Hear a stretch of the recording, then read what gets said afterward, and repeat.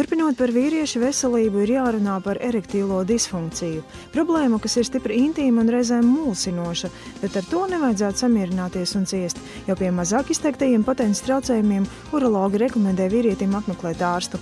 Jo agrāk šo problēmu sāk risināt, jo labāki ārstēšanās rezultāti. Mazkustīgs dzīvesveids, pārēšanās, ilgstoša urīna aizturēšana, neregulāra vēdera izeja. Tas viss varētu darīt sliktu prostatai. Un arī vēl viena lieta, kas viņai dara labu, tas noteikti ir regulārs seks. Nav jāaizmirst, ka, teiksim, seksuālā dzīve beidzās 50, 60 gados, arī 80, 90 gadīgi, kā saka, vīrieši ir pilnībā potenti, spējīgi, laimīgi, ar labu dzīves kvalitāti. Dažreiz pie urologa pietiek tikai ar sarunu. Citreiz nepieciešama papildus izmeklēšana vai medikamentoza terapija. Ārstēšanā tiek izmantotas vairākas metodas. Viena no tām arī preparāts Erosan Forte.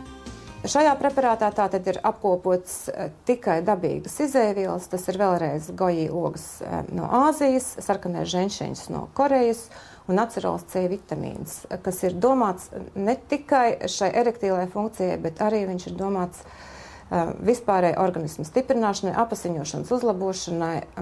Viņš palīdz pārvarēt gan stresu, gan atjaunot organismu funkcijas. Un, ja mēs salīdzinām ar pārējiem medikamentiem, kas ir Latvijā pieejami, tie ir ķīmiski medikamenti, recepšu medikamenti, tā ir Viagra, tā ir Levitra un vēl daudz citi, kuri arī palīdz uzlabot apasiņošanu, bet tīri dzimumloceklī.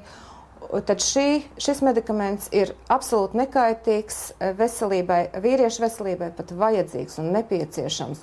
Nav jābaidās no blaknēm, jo mēs nezinām, kāda reakcija būs ķīmiskai tabletei ar kādu citu ķīmisku tableti, ja viņš lieto vēl kādus medikamentus. Mēs nezinām, kāda būs ķīmiskas tabletes ietekme uz orgāniem. Un, ja, teiksim, ķīmiska tablete darbojās 6 stundas, nevairāk, tad šī tablete darbojās līdz 24 stundām. Ražotāji pat atzīmē, ka 48. Vai veicas?